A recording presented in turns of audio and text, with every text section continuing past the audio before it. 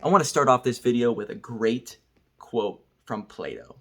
Those who tell stories rule society. Man, is that a powerful quote that falls in perfect alignment with this video message. My name is Mike Fallat, and I own a company called Dreamstarters Publishing. They call me the book pro since we've helped a lot of entrepreneurs write books in a very short amount of time.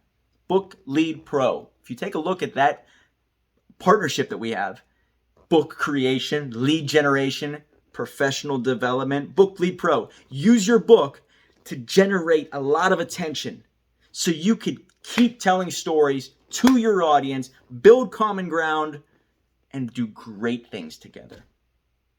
This video message is all about helping you tell your story in a way that plays to your strengths. If you tell that story on a day-to-day basis, on camera, in person, on a podcast, within your book, and it paints you in a great light, people are going to be drawn to you. Because this world is all about people who stand above the rest and they play to their strengths. If you're a great speaker, if you're a great writer, if you're a great hockey player, if you're a fast runner, if you are more beautiful than the next person, strengths. If you lean on your strengths, you can win in this world. This is how you get paid lots of money. This is how you get a lot of attention. You don't get a lot of attention by strengthening the weak parts of your life.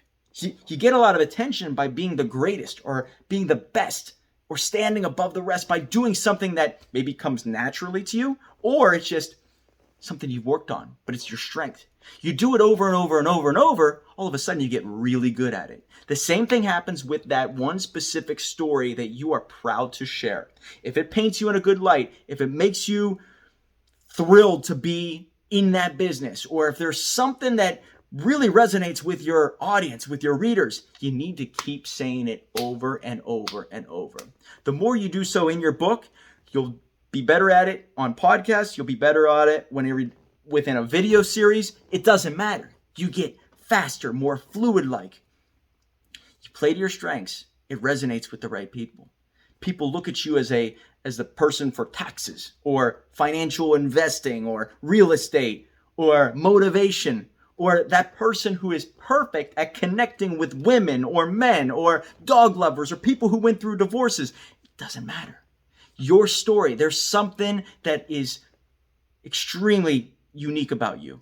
And if you get really comfortable with sharing that story in a powerful way, in a confident way, all of a sudden you're going to have a select maybe 5, 6, 10, 15 stories that you're really proud to share, and you're really good at telling that story.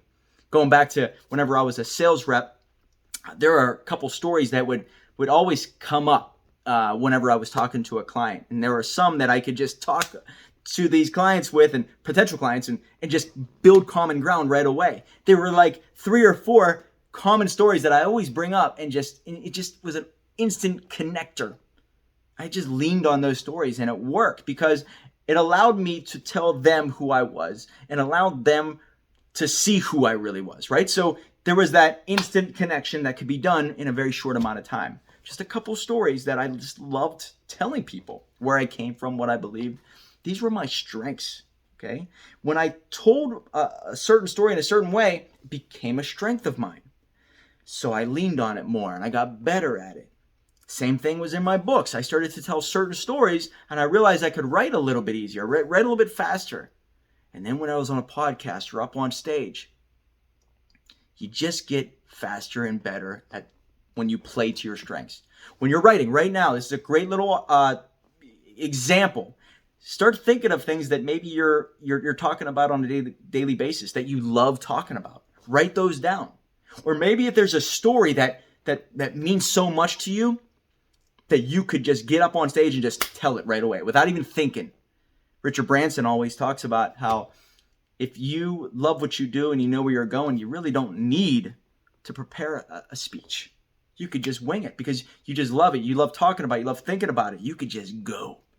Maybe there's a story or a couple stories that stand out that you need to share with the world. Put them in your book because you'll start to lean on that story. You'll start to talk about it. It's going to build that that common ground up, and they're going to want to get your book. Maybe they'll go to your website, get a free copy of it.